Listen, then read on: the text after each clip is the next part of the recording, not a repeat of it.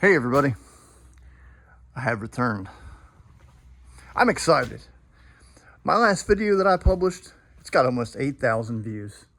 That's a lot of views for my videos. Usually I'm around, 1,200, something like that. I just gotta say, thanks for at least clicking on my video, and thanks even more for watching it. And I especially thank you for subscribing. Welcome aboard. I'm happy to have you here, each and every one of you. Anyways, it's about 9:30. The temperature is 30 degrees. Humidity 68%. I knocked down my my $3 billion need to just under 2.9 billion or whatever. Got a donation. Thank you very much for that. I just want to point out, a lot of you are asking for you to help. You say you don't have enough money to help or whatever. If you want to help a little bit, just join my channel. It's $5 a month. A lot of people were under the impression that I've got money because I'm building an airplane. I don't have money. This thing is, for all intent and purposes, entirely crowdfunded. I save up and I buy a sheet of aluminum or some fasteners or rivets here and there, but otherwise, you guys over the past 4 years have done this for me. So, the $5 times 4 from 4 different people, 20 bucks, that goes a long way. You might notice that the 1/72nd scale XC99 has joined us. Maybe in a couple weeks I'll bring the B-36 out here. But I've got a lot done. I say that in every video, but when I step back and review my previous video, I'm just amazed at how much I've gotten done. I kind of want to take you inside first to give you the overall view of how this thing looks. Although we're not going to be able to see much, but I just want y'all to see what it looks like when it's done. Give you kind of an idea, because I'm going to take that Curtis electric box out of there. Let's go ahead and do that now. Besides, I need all the practice I can get getting out of this thing. So, here we go again. Oh, when these holes do not line up 1,000,000,000%, they are stubborn. So, oop, there's one left. I put one in there I didn't have last week. There we go. There we go. There we go not. What? Well, at least you get to see the details down there. What in the heck? There we go. It's just in there tight. All right. Last week, I just had this thing stuck in here with some L brackets, but as you can see, it is officially done. I'll get my light here so you can see the detail.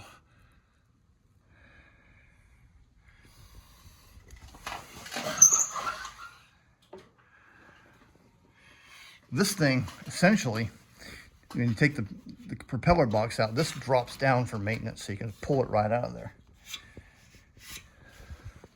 I've also built this just to get a frame of reference how everything goes. Between this point here and this point here, there's going to be an adjustable bar. And then down here on the bottom, again, from here to there will be the same adjustable bar. I guess that's so you can adjust the tension of the control cables, but we're getting there. I just got done building this piece right here, which these are going to be your 12 pulleys that come from that slot right there. They're going to come straight to here, and then they go straight up into there.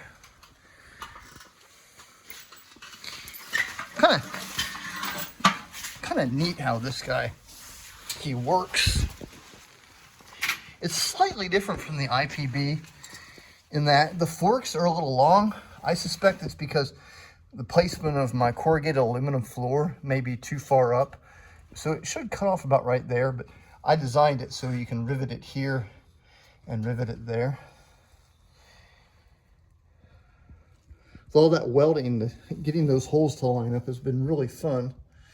I had my heat turned up too high and I just went to town on that 16 gauge aluminum, welding it to that 1/8.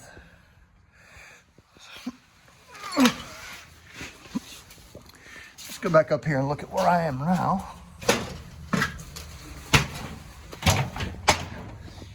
You may know or may not know that the flight engineer station will have 2 seats here, not just one.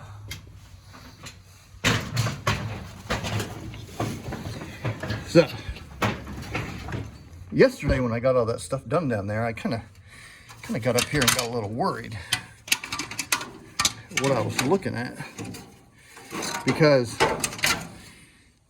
in airplanes you got AN part numbers, which is Army Navy standardization. Then you got NAS, which is National Aeronautical Standard.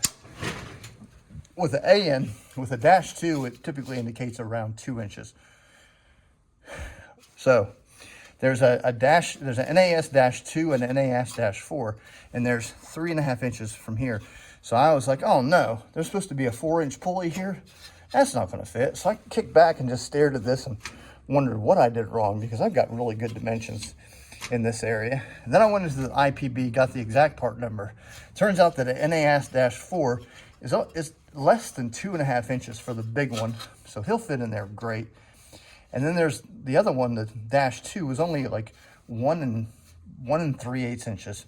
So what those guys do, back to this, turn this thing up so we can see what we're doing. So you got that thing down there that I showed you with the pulleys. So those 12 cables are going to run up through that slot you see right there, straight up into here. And then they're going to hit those 4-inch or -4 pulleys. And then the -4 is going to loop it from here up and then up on top of the sheave where it screws down right beside the throttle lever. And then the other cable, which screws down in the front or on the other side, it wraps back down around and up over it and then back down again, because there's a continuous cycle. There's one cable that goes back all the way to there and another cable that goes that way. So there's actually 2 separate cables per throttle lever. So there'll be 12 total cables. And then another 12 cables, there's the 6 sheaves. One side is for the cable between the flight engineer station and the pilot's console, and the other one is for that runs to the carburetors out on the wings. So let's say that the right hand side is for the inside, and the left hand side is for the outside. So the right ones, they're in the continuous loop with the 2 different ones, and then the right side is going to go to the 1-inch pulley and then get taken down, and it's going to fit in between these, not actually in these channels, but it's going to go down and catch those pulleys and then being taken down across and down and back to the wings where they separate and go to the carburetors. But this is all set up and looking really nice, so where I can start building these things, the throttle levers.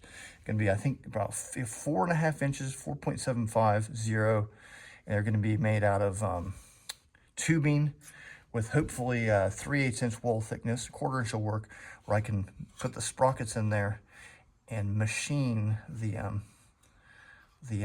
contours of the channels, the grooves for the control cable, and then thread for the screws. Put your rivet the handle on, make the resin handles, and you're done. And then these over here are the copies. They're exactly the same as what I did over the summer on the turbojet. And you got your limit switches that cut off the alternator, or you can manually do it. Alternators. But I think that's about it. Just like I said, it's been really exciting this week watching those views. That makes me money, and I explained earlier, every little bit helps. Otherwise, I'll see y'all next time.